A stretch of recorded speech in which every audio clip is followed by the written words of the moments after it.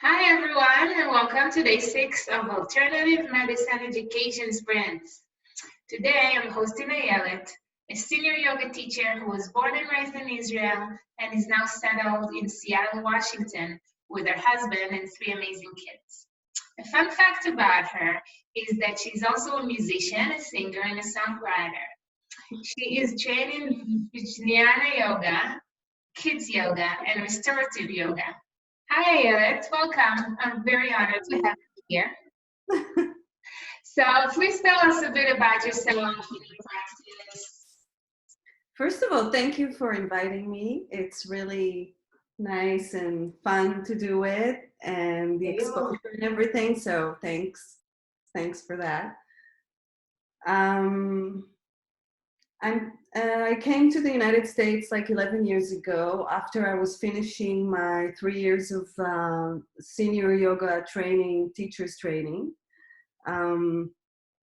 which was long and hard, and it's like a transformative education. And then I arrived here and I started teaching here, and I taught a little bit before in Israel, and then I mostly taught here for the last 11 years. I'm teaching Vijnana yoga. In Israel, they call it Vijnana, but here they call it Vijnana. Mm-hmm. This is what I struggled with it. It's a word in Sanskrit, so it's hard to pronounce it. Yeah, I'm also a musician and a mom, and yeah. Oh, you have your own studio where you teach? Yeah, I have a home studio that can hold up to 10 students, and I'm teaching here for the last 10 years. It's really fun because I get to teach small classes, and I know each and every one of my students. Some people are practicing with me in the last 8 or 9 years.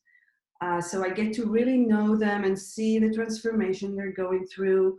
And I know every corner of their body and what they can and what they cannot do. And then I can really adjust the yoga into their bodies. And since they're returning students, which doesn't always happen in like, big yoga studios or gyms or stuff like that. These are students that I know and they're coming back. I can actually build on the lesson before, and we can move forward and really it has It's beautiful. cumulative effect, yeah. Of course. So that sounds very beautiful, this, personal attention that every student gets. So how do you adjust now during this COVID time, Yeah, it was really hard at the beginning to do the little switch in my mind, because I don't like teaching yoga online. It's a living art. It has a lot. I'm working with energy, with people's energy, with my own energy, and through a screen, it's missing. You're kind of missing this ingredient, which is very important. So at the beginning, it was hard for me, but I did my adjustments, and I was just jumping into the water and doing it because my students really pushed me to start doing online classes. And it's working. It's actually working. That's good. Yeah, I'm doing classes. People from Israel sometimes join, and people from Canada sometimes join my classes. Me? Yeah, which couldn't happen before because I was teaching inside my studio. Yes. So yeah, it's expanding. That's pretty beautiful.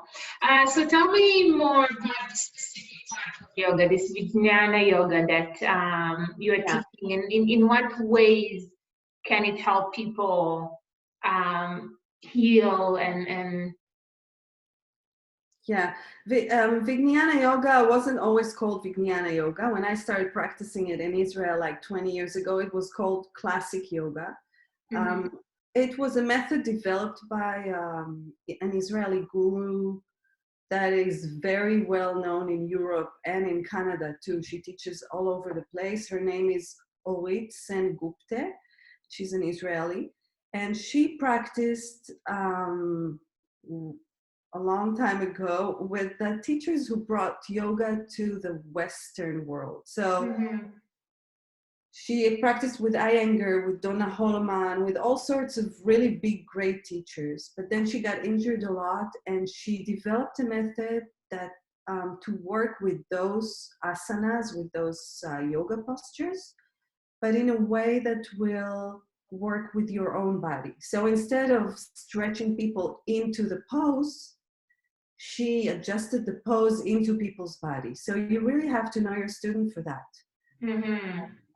So that's what we're doing. We're taking the yoga pose and we're trying to take the essence of the yoga pose, what it really works on, and adjust it to the person's body.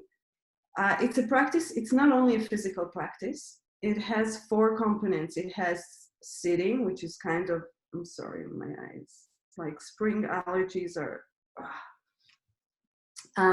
So there's the just sitting, where we sit for meditation. There's the pranayama, which is the breathing exercises. There's the asana practice, which is the physical practice, the postures of the yoga. And the 4th element is studying yoga texts, which is yoga philosophy and going deep into that. So since it's a very round and like an all-player practice, it's working on your body and it's working on your mind, and it's like an inner shower, you can call it, or the word Vijnana means an inner understanding. You can understand about yourself by yourself. So like a moment you have about yourself, okay? And that's my goal, and my teacher's goal was the same, to teach my students how to look inside and figure out their own body in yoga. So when you put yourself on a mat, on a yoga mat, you're actually, you meet yourself, you meet your body, you meet your sensations, you meet your feelings, you meet your thoughts, all sorts of things are happening. And it's a safe place, and it's also a very challenging place sometimes. But it's something that is, when it's something that happens every day, and you choose to look, or every other day, or 3 times a week, and you choose to put your legs and your hands on the mat and look inside, there's this there's the accumulative effect that is coming into the picture, and you can feel the practice actually spilling into your everyday life, because we're living inside this world, not in a cave in I don't know. And then you start feeling the yoga happening in your life, and even in very stressful situations, suddenly you find yourself rooting to yourself again, to your center, and breathing for a second. It gives you tools to cope with all sorts of unhappy situations and happy situations too. So.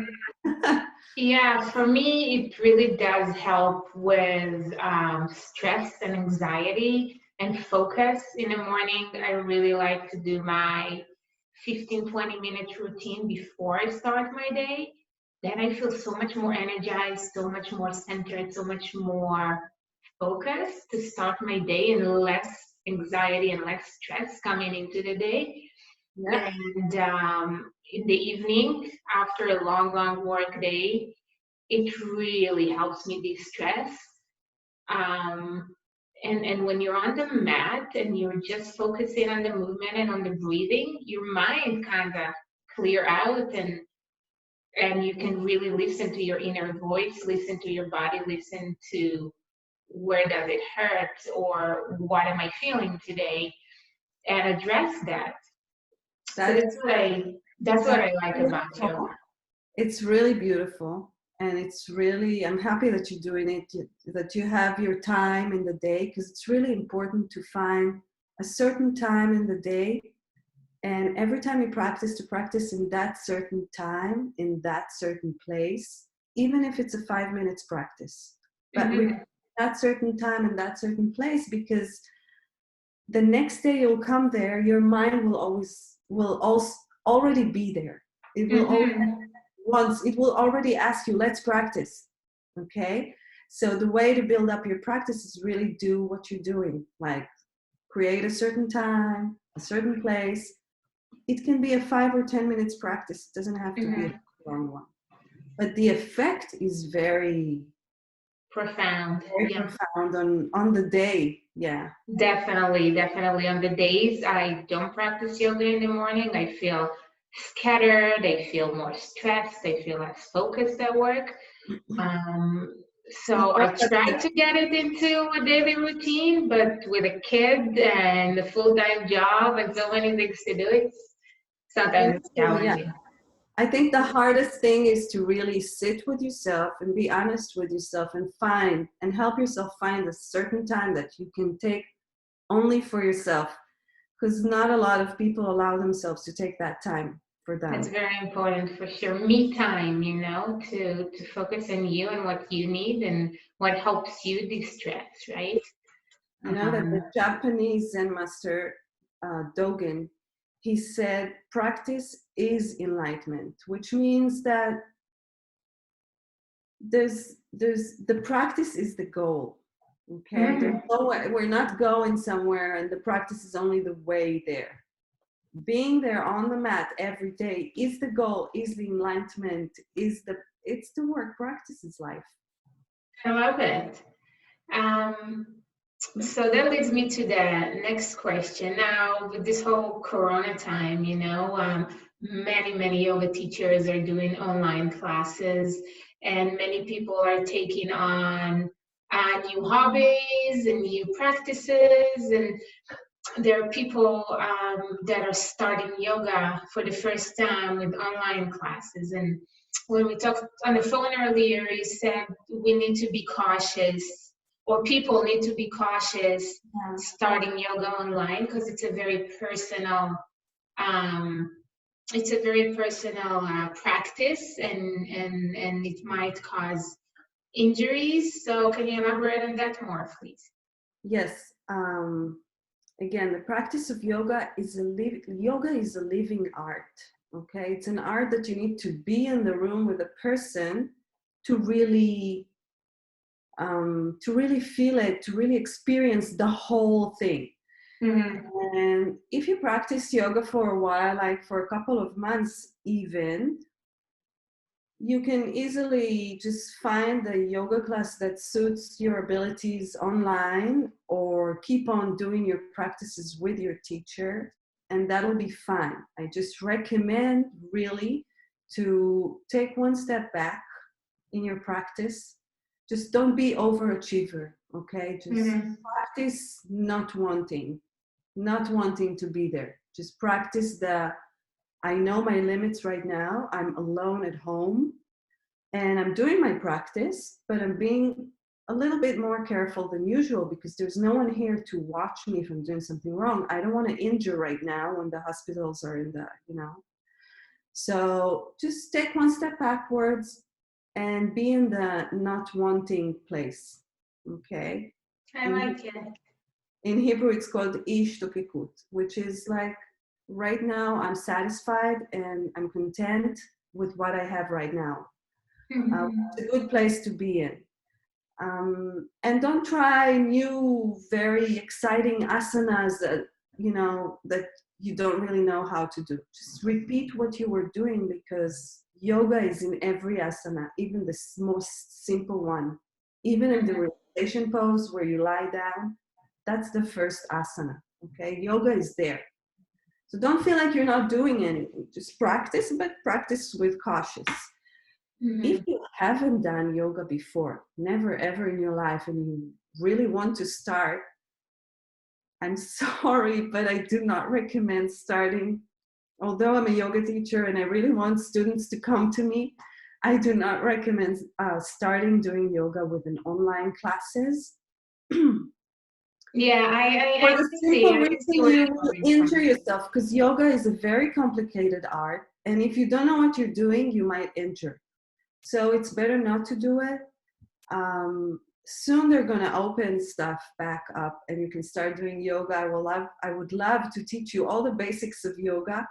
Um, and I'm willing to try a one-on-one class for people who have never done yoga before. Mhm. Maybe I can try it and see how it works, but I'm very skeptical. I don't know. Yeah, I hear where you're coming from. I can understand that. But another thing we can do online without, taking the risk of injuries is more meditation, guided meditation, and breathing. Yes. This is something you do as well, right? Yeah. So meditation is something you can do wherever you are. It doesn't matter where you are. You just need like to find a quiet spot and sit down, close your eyes, and look inside. It sounds very simple. It's not that simple, but if you really want to try it, just try it for 5 minutes. Sit down with a straight back, relaxed straight back, and close your eyes for 5 minutes. See what happens. The thoughts keep Timer. flowing and coming, and Yes. So everything that was on your brain will start floating up. Lists, things you wanted to say to someone that you didn't say, something you forgot to write somewhere, something all sorts of things and feelings and emotions. Sometimes harsh ones. Sometimes all sorts of things are coming up.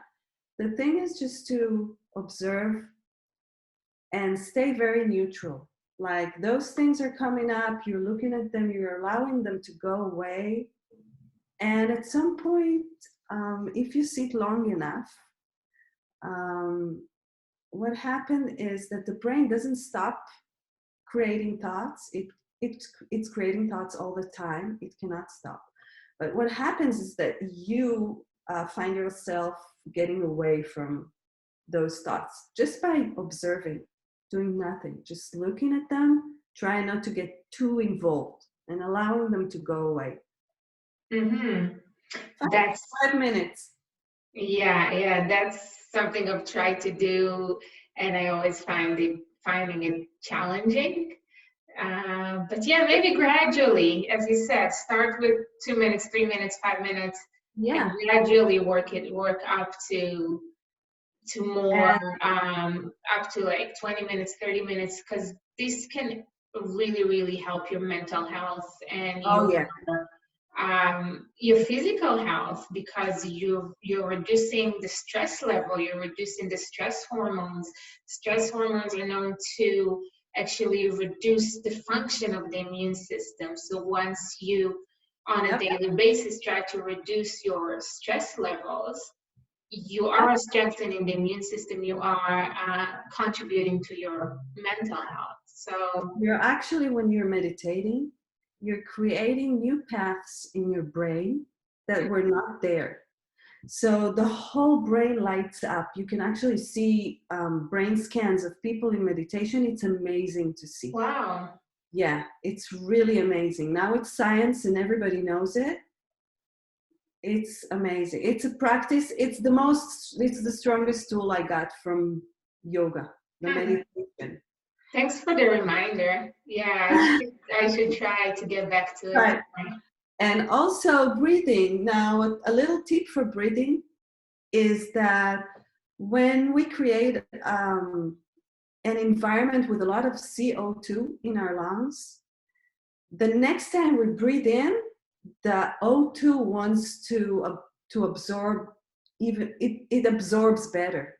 Okay, Mhm. the body wants the O2, so it takes it and it absorbs it really well. So in the whole thing with take a deep breath and calm down is a myth. Is it? Take a deep breath. You're first of all, you're doing it probably from your mouth. So you're Mhm. putting in a dry and dirty air. Mhm. Second of all, you're taking a lot of oxygen in, so you're like feeling like you're going to suffocate. You just want to throw it out. If you want to really calm down, breathe from your nose, Mhm. only from your nose. and try to exhale and hold the breath with no air as long as it's comfortable, and then breathe in. Because then you create a lot of CO2 in your lungs, and when you breathe in, the O2 absorbs immediately and happily in your body. So the exercise, this very simple exercise, not from yoga, but it's taking the yoga's tools to use. So what you do is just find your breath, and then you start counting your exhalations. So how many beats my exhalation take? Let's say it takes 4 beats. So I'm inhaling 3 and exhaling 4, let's say. Okay. Now I'm starting to think of longer exhalations. So I want to inhale small, just enough, but I want to exhale really long, soft. And then small inhale and long and soft exhalations. So what's happening is the body gets just the right amount of oxygen it needs, and it has time to blow it out. Because when you're stressed, usually you take a lot of air through your mouth, and you get it's like hyperventilation. So the whole idea is just to breathe out and stay with no air. Sometimes taking even your both hands and putting them like this and breathing into your hands when you're really stressed and you feel like you're suffocating or you're having this panic attack. Just put your hands here and breathe into your hands. Now you're breathing out a lot of CO2, so you're breathing it in too. So it balances the amounts in your body and it calms down the whole thing. That's interesting. You mentioned breathing in your hands. I really like using essential oils. 1 drop of my favorite blend, essential oil. It also goes straight to your brain and calms you down. I have my own blend with few essential oils. But yes, doing the same exercise, I do it just with essential oils. But that's amazing. It's giving you an extra